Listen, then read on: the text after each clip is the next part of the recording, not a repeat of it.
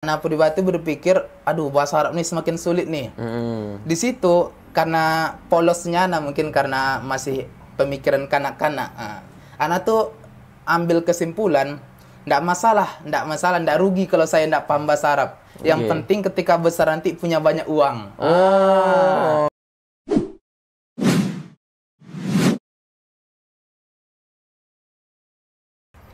Bismillahirrahmanirrahim. Assalamualaikum warahmatullahi ta'ala wabarakatuh. Waalaikumsalam warahmatullahi. Sahabat Mida dimanapun Anda berada, Insya Allah kami ucapkan selamat menunaikan ibadah puasa Yaumul Arafah ya. Kita sapa dulu sahabat Mida dimanapun Anda berada, di Kalimantan, di Sumatera, Jawa, Sulawesi, Papua. Semoga senantiasa sehat dan dalam lindungan Allah Subhanahu wa Ta'ala. Kembali lagi dengan saya Rizky Haidsul Haq, Ketua dari Yayasan Mitra Dai Indonesia, dalam segmen podcast Sahabat Mida yang adanya di channel Mida Channel. Kami terus mengajak sahabat Mida sekalian, yuk kita support channel YouTube ini dengan cara like ya, dan juga komen jika ada masukan, saran ya. Doa-doanya juga boleh mampir di komen kita ya. Dan juga pastinya di-subscribe nih. Di-subscribe dan di-share file video-video yang ada di channel YouTube ini pastinya agar menghadirkan manfaat yang lebih luas buat sahabat Mida sekalian. Di podcast Sahabat Mida ini kita akan mengkulik dan juga akan membahas tentang hal-hal yang bersifat manfaat dari aspek-aspek kehidupan ya, dari sisi pemahaman kita akan Al-Quran, bacaan kita, motivasi kita, dan juga lain-lainnya. Kemarin kita bahas banyak dari sisi pemahaman Al-Quran tentang perbedaan dan lain-lainnya. Insya Allah akan kita bahas di podcast Sahabat Mida ini bersama para narsum-narsum yang kita sudah siapkan buat sahabat Mida sekalian. Nah, sudah tidak sabar nih, di depan kita udah senyum-senyum Ustadz kita hari ini. Ustadz Nurul Fajri. Assalamualaikum Ustadz. Waalaikumsalam warahmatullahi wabarakatuh. Masya Allah, Ustadz muda juga nih kayaknya hari ini kita nih. Gimana kabarnya Ustadz? Alhamdulillah. Alhamdulillah sehat. Mungkin kita tanya dikit-dikit pakai bahasa Arab ya deh. Kayak halukum ya Ustadz Fajri. Alhamdulillah, ana bi khair wa sihah wa afiyah insyaallah. Masya Allah. Nah, ini kenapa kita agak sedikit bahasa Arab nih? Nah, karena insya Allah dengan Ustadz Fajri yang ada di hadapan kita ini, kita akan sedikit membahas betapa pentingnya bahasa Arab di sekitaran hidup kita. Dan beliau ini salah satu personal yang mendapatkan banyak. Tapi kita kenalan dulu. Kita kenalan dulu. Saya berikan kesempatan Ustadz Fajri untuk memperkenalkan diri, mungkin nama, asal, daerah, terus aktivitas sekarang, lalu yang terdekat dan yang lagi mau aktif dan sebagainya. Tafadhol Ustadz Fajri. Terima kasih sebelumnya kepada Ustadz Rizky. Alhamdulillahirabbil alamin. Allahumma shalli ala Muhammad wa ala ali Muhammad. Di awal kata terima kasih banyak kami sampaikan kepada Ustadz Rizky. Saya pribadi merasa terhormat, merasa tersanjung bisa hadir bersilaturahmi kepada beliau. Beliau juga mengundang kita untuk bersilaturahmi di tempat kerja beliau, di kantor Mida, Mitra Dai Indonesia. Insya Allah doa kita bersama, harapan kita bersama, ke depannya kantor ini, Mitra Dai Indonesia, menjadi tempat wadah yang akan berikan inspirasi kepada kita semua, baik dari segala kalangan, segala usia. Amin amin ya rabbal alamin. Amin ya rabbal alamin. Terima kasih sebelumnya Pak Ustadz Rizky. Beliau ini guru kami, Ustadz kami, murabbi kami. Beliau ini luar biasa juga. Lugoh beliau, bahasa Jawa beliau di atas kita insya Allah. Beliau juga mengajarkan kami bahasa Arab. Jadi sebelum perkenalan, kami pribadi sebenarnya tidak merasa cocok dipanggil Ustadz gitu. Apalagi dipanggil oleh Ustadz kami sendiri gitu. Ustadz Rizky Haidsul Haq, Masya Allah. Hafidhukallah ta'ala Ustadz. Amin. Izin perkenalkan diri, nama saya Nurul Fajri Al-Farizi, berasal dari salah satu desa di Kecamatan Rambasamo. Saya dari Surau Gading, Kecamatan Rambasamo, Kabupaten Rokan Hulu, Provinsi Riau. Masya Allah. Lahir tahun 2002 di awal September, tanggal 1 September. Alhamdulillah hari ini sudah berusia 20 tahun. Masya Allah, masih muda sekali ya, 21 tahun. Alhamdulillah. Mungkin latar belakang pendidikan kami, saya pribadi alhamdulillah setelah tamat dari menyelesaikan sekolah Madrasah Ibtidaiyah, sekolah dasar, Allah berikan kesempatan belajar menuntut ilmu di salah satu pondok pesantren yang berada di Kabupaten Rokan Hulu, lebih tepatnya pesantren Khalid bin Walid. Alhamdulillah. Nama pesantrennya seperti nama sahabat ya. Nama sahabat, masya Allah. Saifullah ya, Khalid bin Walid Khalid bin ya, Walid. masya Allah. Harapan dari pendiri pesantren kami dan guru-guru kami di sana, kami yang menuntut ilmu, kami yang dididik di pesantren ini betul-betul bisa menjadi pejuang, meniru Masya sosok Allah. Khalid bin Walid. Makanya namanya Pondok Khalid bin Khalid Walid, bin ya. Walid. Masya Allah. Alhamdulillah dengan izin Allah, Allah berikan kesempatan menuntut ilmu dari jenjang sekolah menengah pertama sampai sekolah menengah atas atau aliyah, bisa menyelesaikan 6 tahun di Pondok Pesantren Khalid bin Walid dan sekarang aktif kuliah sebagai mahasiswa di salah satu ma'had di Jakarta, Ma'had Ali An-Nuaimi. Masya Allah. Alhamdulillah. Sebentar, Ustaz. Berarti 6 tahun ya di pondok ya? Iya, betul sekali. Masya Allah, 6 tahun sahabat dari lulus SD ya? Iya. Lulus SD, mungkin itu lagi imut-imutnya ya, lagi manja-manjanya dengan orang tua, ini masuk pondok gitu Iya. saja. Masya Allah. Gimana perasaan dulu saat lulus SD langsung masuk pondok? Udah biasa, emang udah siap mentalnya atau gimana, Ustaz? Secara pribadi, alhamdulillah saya sendiri punya kakak kandung yang lebih dahulu masuk ke pesantren Khalid bin Walid. Iya, Jadi kalau secara mental bisa bilang 50-50. Oke. Ada perasaan takut karena akan berpisah dari orang tua. Masya Allah. Yang biasanya kita harian 24 jam tuh mungkin cuma ketika kita berangkat sekolah SD nih. Ketika berangkat sekolah kita mungkin pisah sama orang tua. Setelah itu Sekembalinya balik lagi. dari sekolah pasti bersama orang tua gitu. Liburan, pagi, siang, malam. Masya Allah. Kemudian dihadapkan, dibenturkan dengan kondisi kita diminta menuntut ilmu dan jauh dari orang tua 24 jam tidak akan berjumpa gitu. Jadi ada perasaan cemas, takut bagaimana nanti, sedih. Ada juga perasaan yang kayak gembira gitu karena sudah ada kakak kita di sana, sudah ada abang kandung, kakak kandung kita di jadi situ. masuk pondok di sana sudah ada abang. Iya. Nggak bisa ada yang ganggu dong berarti kalau gitu ya. Oke. Barakallah Ustaz. Lalu lanjutnya di mana tadi? Ma'had di Jakarta? Di Jakarta di Ma'had Ali An-Nuaimi. Oke, itu apa itu, Ustaz? Itu alhamdulillah Ma'had Ali An-Nuaimi ini salah satu ma'had yang bersinergi untuk menciptakan generasi-generasi yang bertarbiyah, pemuda-pemuda Islam yang kenal akan pendidikan Islam dan umum, yang tentunya tujuannya, salah satu tujuan untuk mentarbiyah pemuda-pemuda mahasiswa ini adalah untuk menyemarakkan Islam lagi, syariat Islam. Dan Tarbiyah itu apa, Ustaz? Tarbiyah itu? tarbiyah ini kalau kita dalam secara bahasa ya, lugotan dia itu dari Rabba yurabbi tarbiyatan. Pendidikan itu. Ada nilai pendidikan. Oh, jadi yang di situ ma'hadnya itu secara apa namanya? Secara sistem mendidik lah Iya, ya. mendidik. Oke, mentarbiyah itu artinya mendidik, sahabat ya. Bukan yang lain-lain ya, tapi mentarbiyah itu artinya mendidik ya. Oke, secara apa, Ustaz tadi? Secara tujuan dari tarbiyah tadi, dari hadirnya Ma'had Ali An-Nuaimi ini ingin menghasilkan generasi-generasi muda yang berwawasan agama, yang cinta akan NKRI, kira-kira Masya seperti itu. Allah. Iya. Pastinya wawasannya banyak ya di sana ya. Bisa bersifat apa? Keilmuan, keagamaan, terus kejurusan ya. Dan juga bahasa, Ustaz ya. Bahasa. Al-Qur'an ya. Masya Allah. Barakallah Ustadz Fajri. Sudah menikah, Ustadz? Belum, Ustaz. Oh, pasti belum ya. Walaupun banyak calonnya nih. Oh, aduh, buka kartu nih cuma di sini Ustadz Fajri bilang sudah banyak nih calonnya. Ada 10, Ustadz. Ya, Oke lah, Masya Allah Ustadz Fajri. Tadi dari Riau ya, Rokan Hulu ya. Pondok, terus terdekat ini aktivitas apa, Ustadz? Terdekat ini? insya Allah, alhamdulillah kita dari Ma'had Ali An-Nuaimi sendiri baru-baru ini mengadakan haflah bi'atsatud du'at. Jadi Artinya apa tuh, Ustadz? acara seremonial pelepasan dai, Oh. pengutusan dai. Iya, Jadi iya. nanti para mahasiswa atau orang-orang yang belajar di Ma'had Ali An-Nuaimi di akhir masa pembelajarannya di tahun terakhir, mungkin kalau kita bilang tuh di semester 7 dan 8-nya, ada program pelepasan dai, ada program pengutusan dai.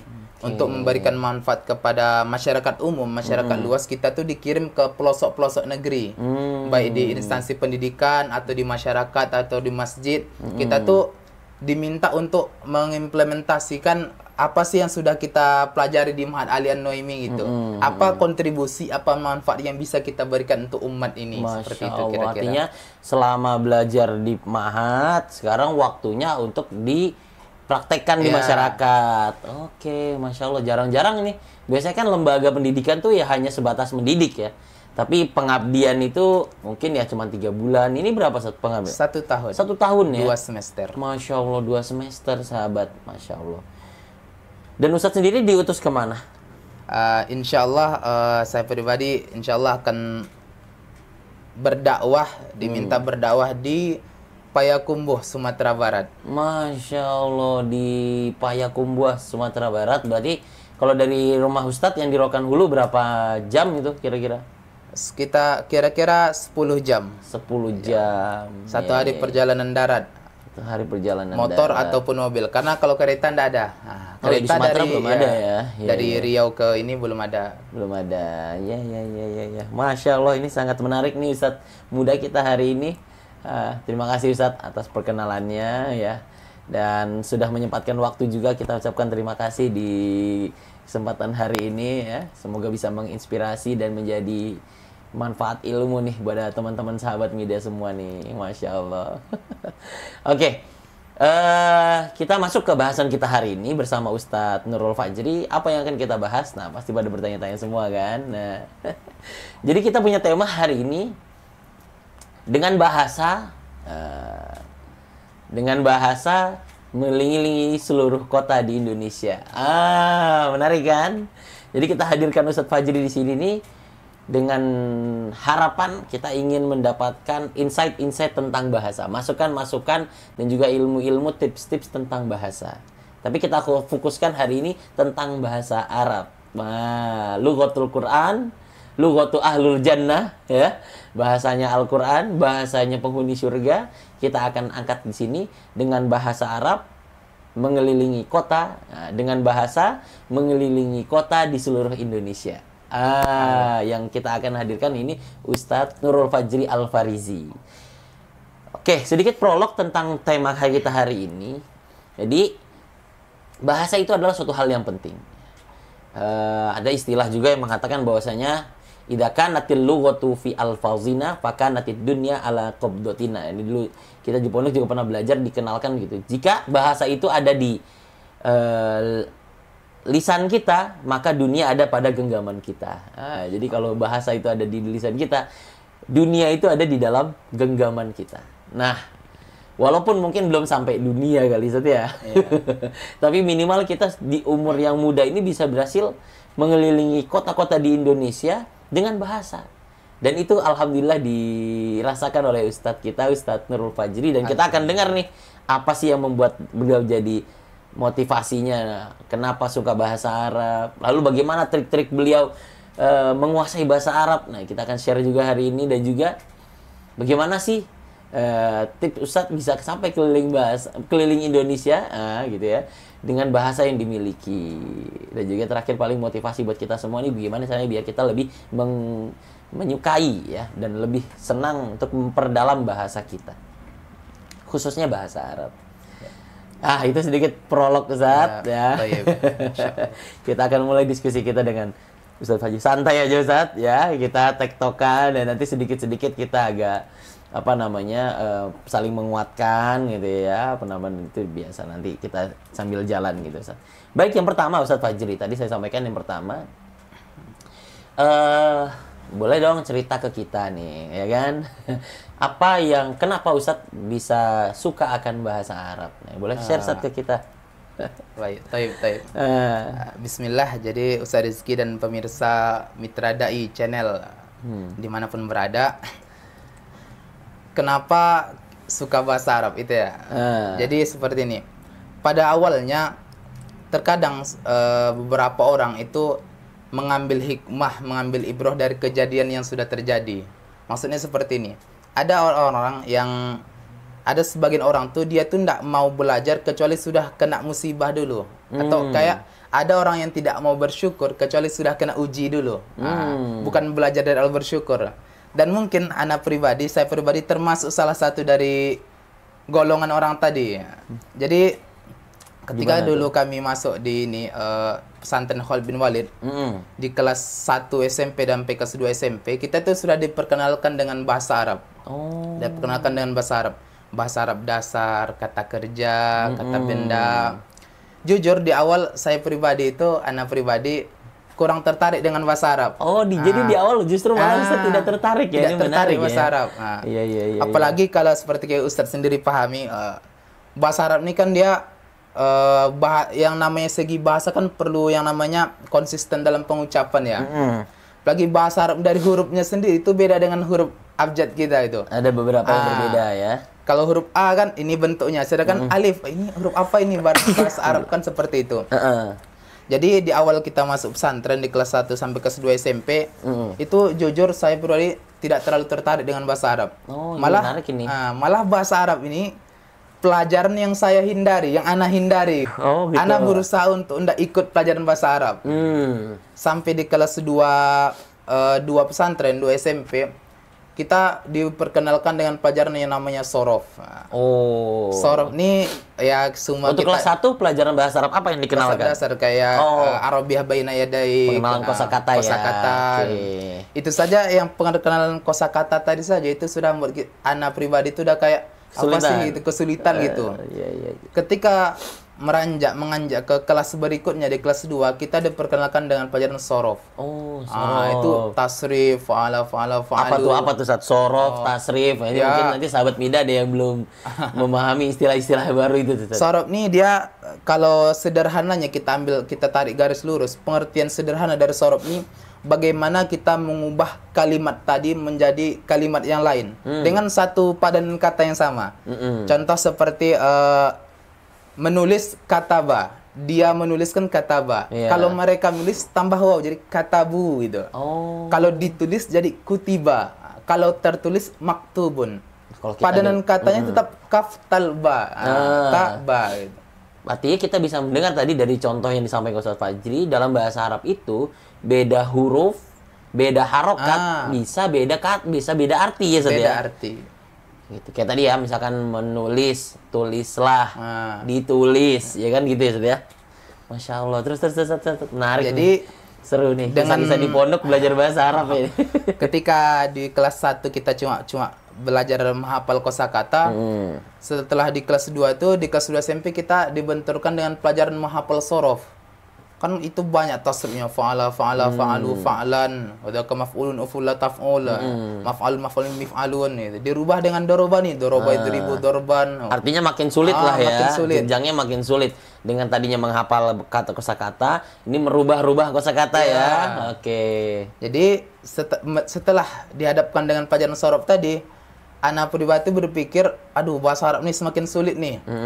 Di situ karena polosnya, mungkin karena masih pemikiran kanak-kanak, anak tuh ambil kesimpulan, ndak rugi kalau saya ndak paham bahasa Arab.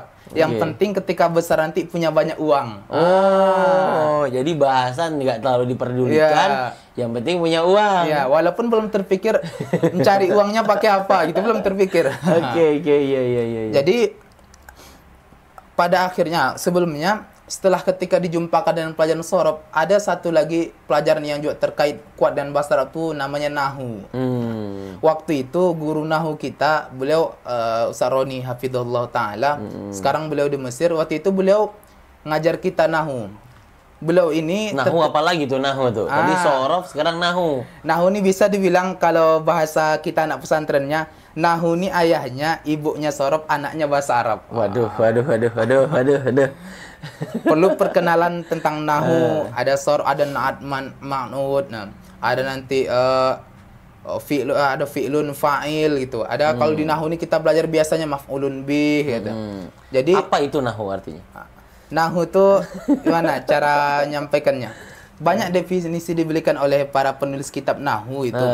Tapi pada intinya nahu ini sebagai penunjang kita memperbaiki kaidah bahasa kita. Oke, karena tatanan bahasa yang bahasa ya. gitu. Oke. Baik. Jadi guru kami ini, guru Ustadz Roni, beliau terkenal dengan ustadz yang serius. Sedangkan saya pribadi di waktu itu orangnya suka bercanda. Jadi ketika jumpa dengan guru yang serius itu saya selalu cari-cari alasan biar tidak ikut pelajaran beliau gitu. Waduh. Malah mungkin tidak boleh ditiru, tidak boleh dicontoh. Saya tuh berbuat masalah di kelas.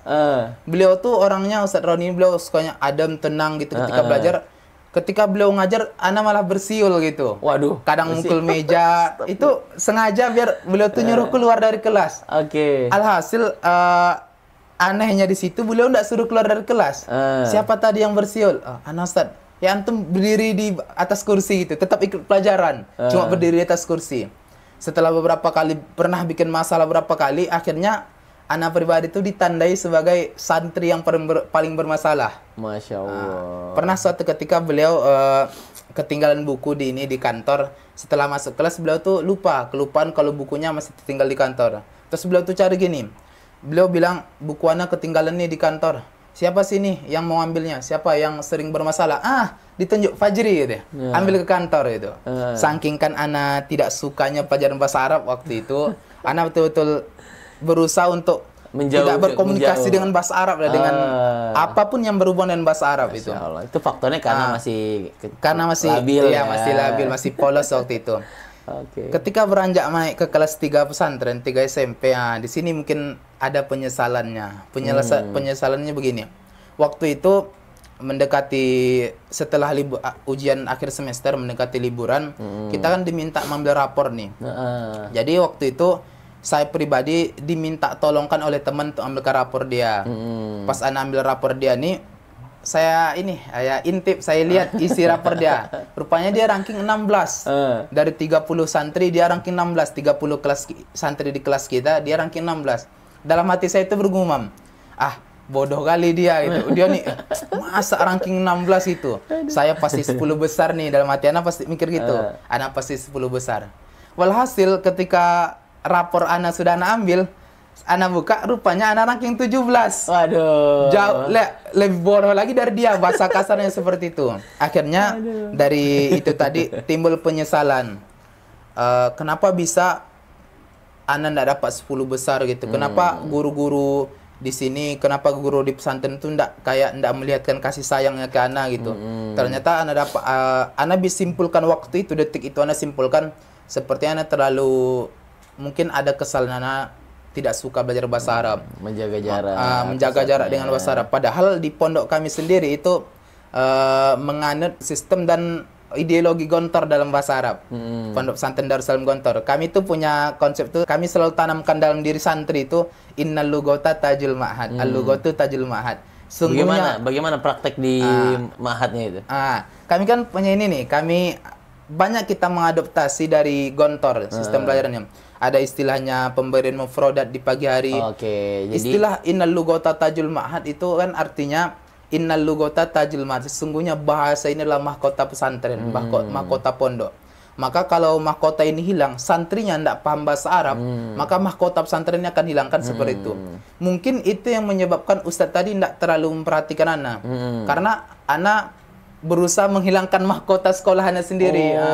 Itu iya. Akhirnya timbul penyesalan di situ. Ana coba mulai bismillah, ana harus belajar bahasa Arab nih gitu. Dari situ mulai bangkit.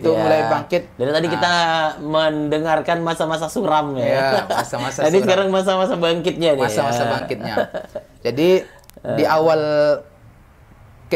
mulai muncul keinginan belajar bahasa Arab itu ana seperti mungkin kebanyakan pada umumnya orang-orang yang ingin belajar bahasa Arab, pasti hal pertama tuh menghafal mufrodat. Itu anak kemana mau bawa yang namanya kutaib. Kutaib ini dia buku kecil, buku saku yang bisa dibawa kemana-mana. Itu anak bawa kemana-mana tuh. Isinya kosakata. Masya Allah. Kemana hafal bahasa Arab, maktabun meja, makadun bangku, kursiun kursi gitu, kolamun pena gitu. Jadi mulai kelas 3 udah mulai bangkit.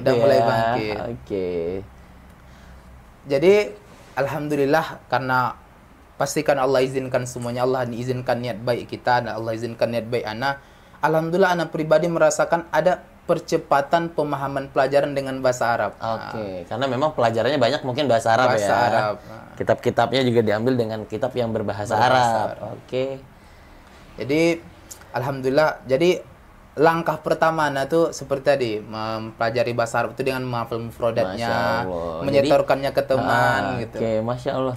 Jadi kalau ditanya apa yang membuat Ustadz itu suka akan bahasa Arab? Ditanya poin intinya adalah ana ndak mau menjadi orang yang menghilangkan mahkota pesantren. Masya Allah, ini kata kuncinya tuh di situ ya. Iya. Jadi kenapa Ustadz Fajri ini menyukai bahasa Arab? Atas dasar tadi ya, Kecintaan setiap pada anak sekolah. pesantren, setiap anak yang mondok di pesantren itu memiliki sebuah mahkota yang dia bawa-bawa, yaitu pemahaman dia akan bahasa. Itulah uniknya di pesantren tuh gitu Ustaz ya. Walaupun kita mungkin jauh dari orang tua, tapi kita diajak untuk menguasai bahasa tuh. Bahkan bahasa yang bukan bahasa kita, Ustaz ya. Masya Allah. Ada lagi Ustaz, apa motivasi Ustaz yang sampai itu aja? Motivasi ya itu sih ibaratnya yang menjadi faktor Oke. pendukung besar. Masya Allah. Itu ketika di pondok pesantren ya. Oke. Jadi kecintaan Ustadz akan bahasa Arab hadir ketika di pesantren. Mendengar tadi moto yang bahwasanya mahkota dari sebuah pesantren adalah bahasa itu sendiri. Dan kita jangan sampai nanti menghilangkan motivasi dari keunikan atau kelebihan kespesialan dari sebuah pondok pesantren, yaitu dengan bahasanya. Masya Allah sekali nih. Masya Allah, kita diajak bercerita bagaimana dulu Ustadz Fajri menjadi seorang santri. Ya. Oke Ustadz. Kita lanjut Ustadz ya. Kalau misalkan trik, trik-trik apa? Nah, tadi itu sudah mulai masuk-masuk tuh dikit-dikit tuh. Nah, sekarang waktunya nih. Trik-trik apa sih yang Ustadz pakai dalam rangka menunjang kemampuan dalam berbahasa Arab? Baik waktu di pondok maupun juga di luar nih. Ya, maksudnya jangan di pondok aja. Kalau di pondok kan memang terisolir ya. Maksudnya memang di situ aja gitu ya. Tapi kalau di luar juga kan mungkin Ustadz bagaimana cara pembiasaannya yang di situ bisa jadi trik-trik. Fadhol Ustadz. Okay. Ini menarik sekali insyaallah. Tuh? Jadi alhamdulillah dengan adanya tadi motivasi untuk pandai bahasa Arab, alhamdulillah kita bicara di ranah pesantren dulu. Nanti kan kita coba ini bagaimana sih trik di luar pesantren. Jujur sebenarnya di sana masih banyak ahli-ahli bahasa, para senior-senior kayak Ustadz kita, termasuk beliau Ustadz Rizky. Ya insyaallah mungkin pengalamannya dan strateginya lebih ampuh insyaallah. Tapi di sini kita coba berbagi insyaallah taala. Jadi di pesantren sendiri ada faktor pendukung, di pesantren Ana khususnya di Khalid bin Walid ada faktor pendukung penunjang bahasa, yakni ketegasan dan sikap serius dari para asatiz di sana dan BES, Badan Eksekutif Santri, OSIS, organisasi di pesantren. BES itu OSIS ya, biar di luar ya. Dalam memajukan bahasa. Jadi asatiz di sana tuh ndak mau ngomong dengan santri kalau bukan bahasa Arab. Oh gitu. Jadi ketika kita ingin bicara dengan ustadz jauh-jauh hari atau kita ingin bicara dengan ustadz, kita harus persiapkan bahasa Arabnya dulu. Bahwa kita nengok kamus, mungkin saya mau nanya nih, Ustadz izin mau nelpon orang tua. Kita belum tahu nih, yaudah kita cari di kamus. Ustadz, akhirnya kita juga apa bahasa Arab izin, istazana istazinu. Ustadz astazin. Ingin nelpon uridu itu, menelpon ittasala ittasilu, attasil orang tua walidain ya. Ustaz astazin urid attasila walidaini ya. Baru Ustaz izinkan. Kalau bicara bahasa Indonesia, Ustaz ini akan kayak enggak dengar gitu. Bukan karena benci, sekali lagi bukan karena benci, bukan karena enggak suka. Melainkan beliau tuh ingin anak muridnya, anak didik itu betul-betul paham bahasa Arab, pandai bahasa Arab. Ibarat kita lagi di luar negeri ya kan? Datang ke ibarat ke tempat wartelnya ya. Tapi kalau kita ngomong pakai di luar negeri pakai bahasa kita kan orang nggak paham juga ya. Mungkin seperti itu dia analogikan kondisi yang ada di Mahat ketika itu Ustaz ya. Masya Allah. Jadi yang pertama memang karena faktor lingkungannya, lingkungan yang memang mendorong kita untuk mau berbahasa ditambah dengan ketegasan dari para guru-guru ya. Yang mana kalau ketegasannya ini dalam arti di perbincangan itu hanya dapat dilakukan dengan berbahasa Arab. Masya Allah. Dari Lanjut, Ustaz. dan dari faktor tadi kan dari faktor ini dari segi para asatiz di sana. Asatidnya. Adapun dari segi abang kelas kita di sana, organisasi di sana itu betul-betul menekankan menguatkan bahasa Arab. Jadi kita di sana tuh kan ini diperintahkan wajib berbahasa Arab. Bagi santri yang baru masuk di pesantren, yang baru tamat SD masuk ke pesantren, itu di bulan-bulan awal 1 bulan 2 bulan itu masih boleh tuh bicara bahasa Indonesia dan bahasa daerah. Dan beberapa metode mungkinnya yang kita dapatkan di Khalid bin Walid. Pertama, selain penegasan dan perhatian yang besar dari asatiz dan kakak kelas kita terhadap bahasa di pondok. Yang kedua, kita tuh diajarkan untuk mengenal bahasa Arab secara bertahap. Oke. Jadi karena ada memang beberapa anak-anak yang baru tamat SD itu belum bisa meninggalkan bahasa daerahnya. Ada yang dia tuh orang Jawa, Sunda, Batak. Jadi ketika masuk di pesantren, mereka tuh tidak diminta secara serta-merta langsung meninggalkan bahasanya, tidak. Kita tuh diminta 1 bulan atau 2 bulan pertama antum di pesantren usahakan untuk bicara bahasa Indonesia. Setelah itu silahkan bisa bahasa daerah dulu, namun ketika masuk bulan ketiga bicaralah bahasa Indonesia. Usahakan untuk meninggalkan bahasa daerah, dalam tanda petik bahasa daerah tidak akan kita lupakan ya. Walaupun kita setahun 2 tahun tidak pakai bahasa daerah kita tidak akan mungkin lupa. Nggak mungkin gitu. lupa ya. Sedangkan bahasa Arab ini karena dia bahasa yang baru kita pelajari, mungkin seminggu saja kita tidak berinteraksi lagi dengan bahasa Arab, itu kita udah mulai lupa tuh. Karena bukan bahasa asli kita. Karena bukan bahasa asli kita. Jadi ketika kita mulai masuk tahun kedua, tahun ketiga di pesantren, kita tuh sudah diminta untuk berbicara bahasa Arab sekalipun tidak penuh, maksudnya tidak secara lengkap.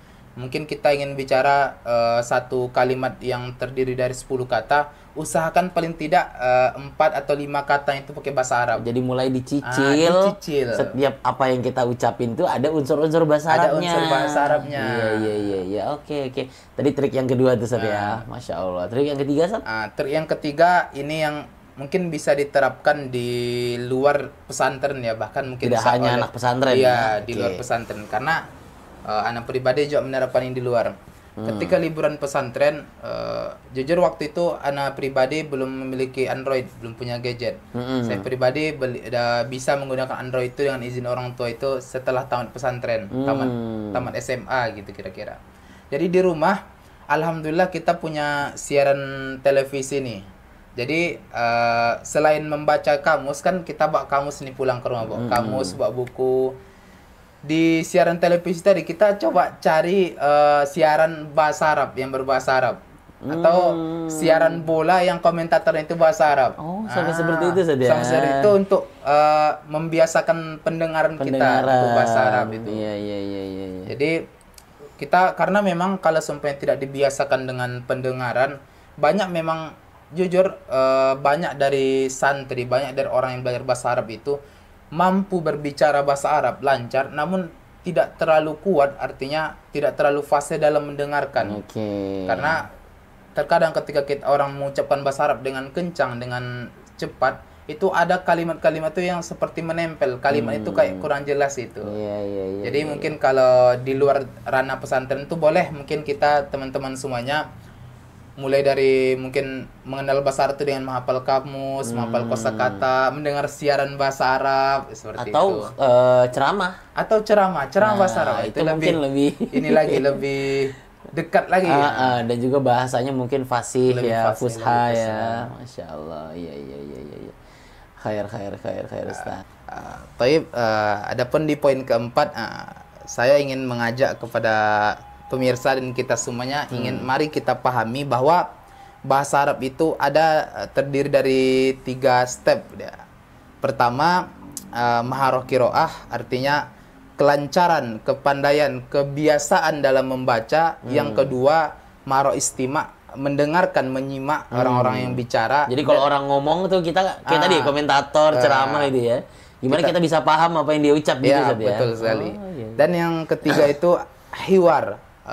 Apa tuh, Ustaz, hiwar? Hiwar ini dia berdiskusi, bercengkerama, komunikasi. Iya. Karena 3 step ini bukan hanya di bahasa Arab saja, semua bahasa perlu gitu. Baik bahasa Mandarin, bahasa Jepang, bahasa Inggris, perlu yang namanya kita kemahiran dalam membaca tulisannya, kemampuan dalam menyimak dengan baik kosakata dari bahasa tersebut, dan yang ketiga mampu berkomunikasi dengan bahasa tadi. Seperti itu. Masya Allah. Dan mungkin kalau untuk teman-teman mungkin khususnya yang di luar, mungkin yang hari ini yang punya gadget, yang punya Android, itu boleh nih satu tips masukan yang alhamdulillah saya pribadi sudah coba. Waktu itu alhamdulillah setelah taman aliyah, taman SMA, orang tua mengizinkan memiliki gadget. Di situ anak mencari kawan Facebook yang orang Arab. Masya Allah. Jadi anak cari, ketik aja tulisan pakai bahasa Arab, Ain gitu, nah itu keluar Abdullah, Abdul Majid, Abdul Karim itu.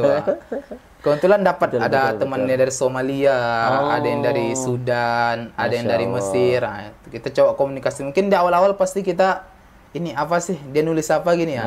Jadi kita nanti di situ ada di situ kita membiasakan diri mengenal tulisan bahasa Arab seperti itu. Masya Allah sekali nih Ustaz Fajri nih tipsnya ya. Nyari teman Facebook yang orang Arab ya. Boleh sih, itu ide yang cemerlang ya. Sambil kita latihan juga ya, diskusi dan juga memahami perkataan dia Ustaz ya. Masya Allah. Tadi tuh tips-tips yang disampaikan Ustaz Fajri itu ya. Yang pertama mungkin tadi kita rangkum lagi Ustaz ya. Pertama lingkungan Ustaz ya. Lingkungan yang kondusif dengan ustadz-ustadz yang selalu senantiasa membersamai ya. Terus yang kedua tadi berjenjang, bertahap ya. Cintai bahasa secara bertahap dan juga pahami secara bertahap dari kosakatanya ya Ustaz ya.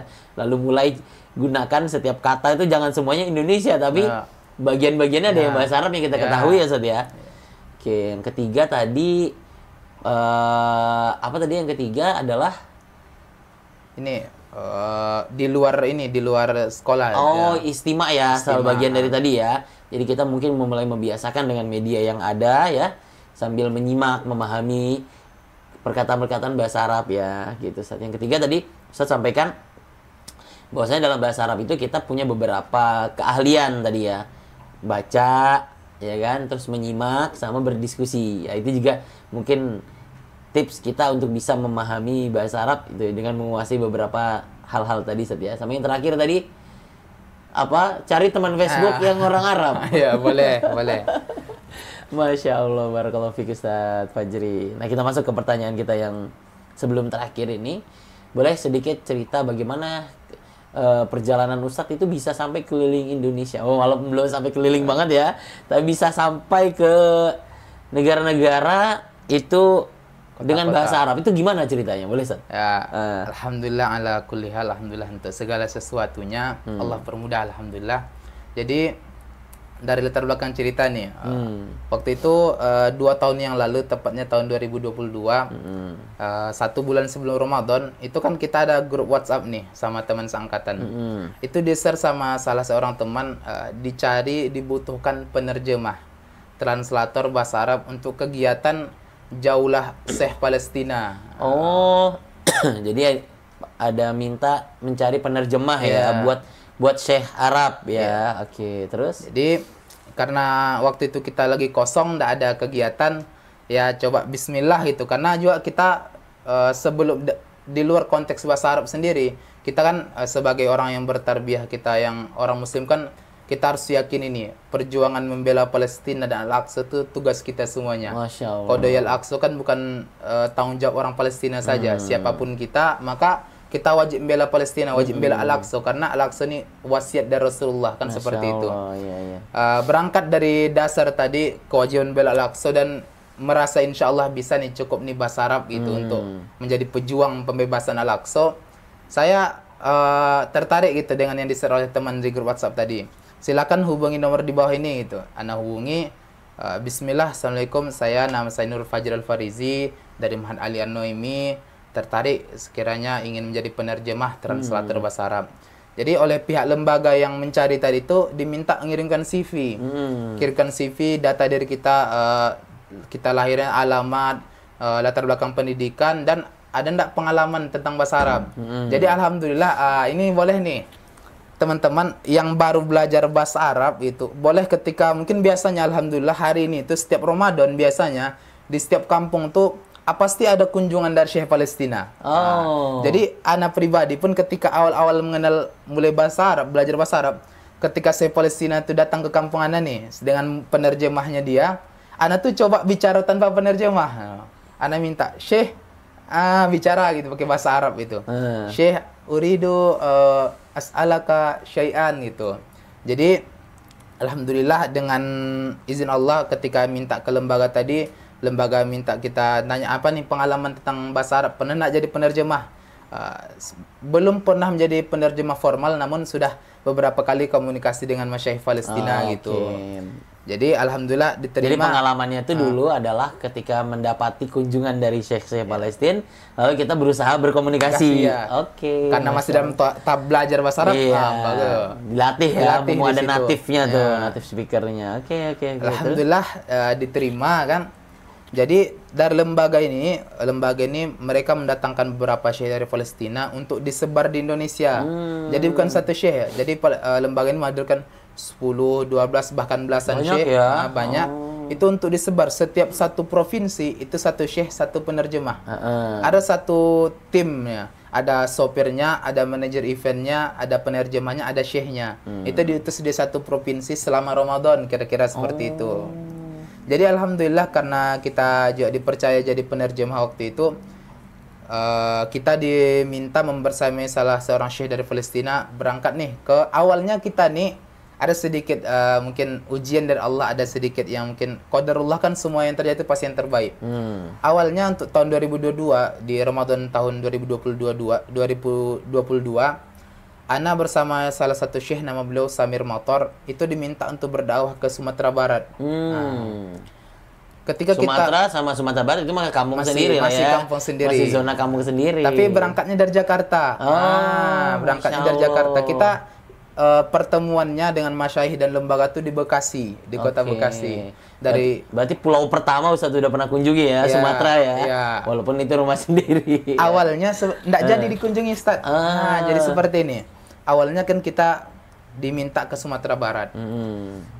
Qadarullah, bahkan kita sudah sampai di bandara, udah di ruang tunggu waktu itu, tinggal nunggu panggilan untuk masuk ke pesawat. Qadarullah beberapa titik event di Sumatera Barat itu membatalkan dengan satu dan lain hal gitu. Akhirnya gagal nih berangkat ke Sumatera Barat, nggak jadi ke Sumatera Barat. Lalu pertama kita pasti yakin ini yang terbaik, pasti Allah berikan yang terbaik. Alhamdulillah walaupun gagal ke Sumatera Barat, kita diminta untuk kembali berdakwah tentang Palestina, membawa syekh tadi menemani beliau dengan syekh yang berbeda. Kita diminta untuk menemani Syekh Hamzah Ar-Romlawi nama beliau berangkat berdakwah di Jawa Timur, Surabaya, Madura, Banyuwangi, Magetan, Kediri. Dan itu saya kunjungi ya tadi ya. Alhamdulillah. Alhamdulillah. Kita bisa berdakwah di sana, berkomunikasi dengan orang-orang di sana, bisa mengenal dai-dai di sana, masyarakat di sana, keluarga kita, saudara kita yang ada di kultur masyarakat di sana ya. Kultur masyarakat di sana. Terus kemana lagi Ustaz? Kemana lagi? Ini kita jadi pengen tahu nih. Dengan terjemahan ini hadir kemana aja Ustaz ini ya? Alhamdulillah kan di tahun 2022 itu awal kali kita bergabung dengan lembaga acara kepalestinaan. Berangkat ke Jawa Timur itu ya, di semua kota di Jawa Timur alhamdulillah sampai Banyuwangi. Dan di tahun itu juga kita diminta menemani Syekh itu untuk di Jabodetabek. Jabodetabek lagi. Bogor, Depok. Alhamdulillah dengan izin Allah perjalanan dakwah tahun itu alhamdulillah berhasil, alhamdulillah lancar. Berarti di tahun 2022 itu ke Jawa Timur dan Jabodetabek. Iya, Jabodetabek. Dua itu aja. Jawa Timur, iya. Terus tahun ini menjadi tahun kedua kita menjadi penerjemah. Ramadan ini juga. Ya, Ramadan yang baru lewat ini. Alhamdulillah Ramadan barusan kita jadi penerjemah juga ke Sulawesi.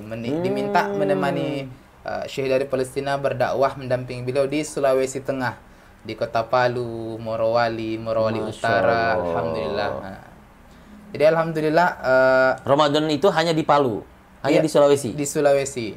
Hanya Sulawesi ya. Iya. Berarti sudah ke Jabodetabek, Jawa Timur sama Sulawesi. Alhamdulillah. Di sini kita betul-betul merasakan bagaimana sih Allah berikan kita perjalanan, Allah berikan kita hikmah ketika kita mencintai bahasa Arab dan ketika kita mencintai Al-Aqsa, Allah berikan hikmah di dunia saja Allah sudah tampakkan seperti itu kira-kira. Masya Allah. Baik. Berarti sementara ini belum sampai Indonesia semua ya, tapi minimal sudah mewakili beberapa 3 pulau. Wah, insya Allah ke depannya pasti nih Insya lebih Allah. expert lagi Amin, nih amin. dan juga makin terasah tuh ya bahasa Arabnya. Masya Allah, itu tadi tuh sahabat bagaimana pengalaman Ustadz Fajri ya, sukses story-nya dari bahasa, alhasil bisa membersamai para syekh-syekh yang hadir ya ke Indonesia untuk berdakwah di masjid-masjid, di kampung-kampung, di kota-kota, lalu Ustadz sebagai penerjemahnya. Ya. Masya Allah, itu betapa bermanfaatnya bahasa yang kita miliki kalau kita benar-benar kuasai ya Ustadz ya. Masya Allah. Alhamdulillah sangat inspiratif ya. Kita seakan-akan jadi anak pondok terus jalan-jalan ya. Sekaligus kita juga belajar tuh tadi bagaimana Ustadz Fajri menyampaikan tips-tips agar kita bisa menguasai bahasa Arab secara maksimal lah ya pastinya. Dan pasti itu semua kemaksimalan atas izin Allah dan atas kemauan niatan yang kuat dari diri kita ya Ustadz ya. Benar sekali. Alhamdulillah sudah cukup panjang diskusi kita, hampir 1 jam ya. Tapi sangat menginspirasi. Kita mengambil banyak pelajaran dari kisah hidup dari Ustadz Fajri ini, bagaimana dari santrinya sampai sekarang ya. Oke Ustadz, closing statement. Tolong berikan satu closing statement berupa nasihat atau motivasi buat kita semua berkaitan dengan materi kita hari ini, bagaimana dari sebuah bahasa yang tadinya mungkin kita anggap sebuah sesuatu momok yang menyulitkan lalu bisa menjadi sebuah berkah buat kita semua. Fadhal Ustaz.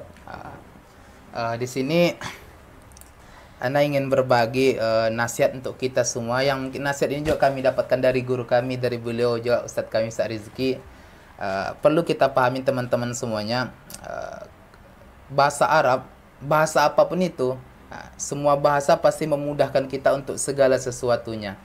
Dan khususnya bahasa Arab yang notabene bahasa Arab ini adalah bahasa agama kita yang kita kenal dengan istilah Al-Quran lughatu bil lughatil arabiyyah, innal lughatal arabiyyah lughatul Quran, lughatul ahlul jannah. Maka semakin dekat kita dengan bahasa Arab, maka yakinilah akan semakin banyak kebaikan yang bisa kita hadirkan, baik untuk diri kita sendiri atau untuk orang lain. Karena sejatinya bahasa Arab ini adalah bahasa yang mempersatukan kita itu.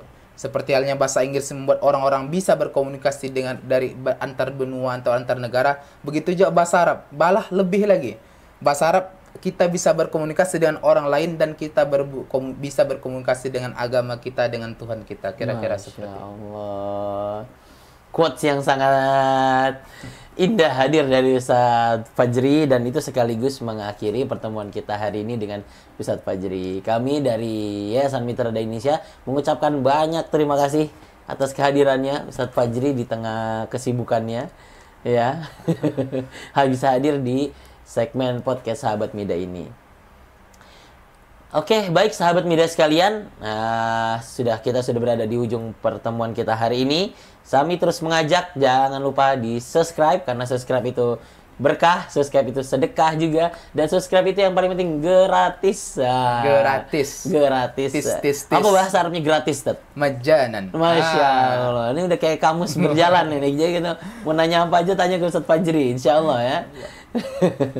Jadi kalau mau nanya bahasa gak usah ke Google Translate, tapi Fajri Translate.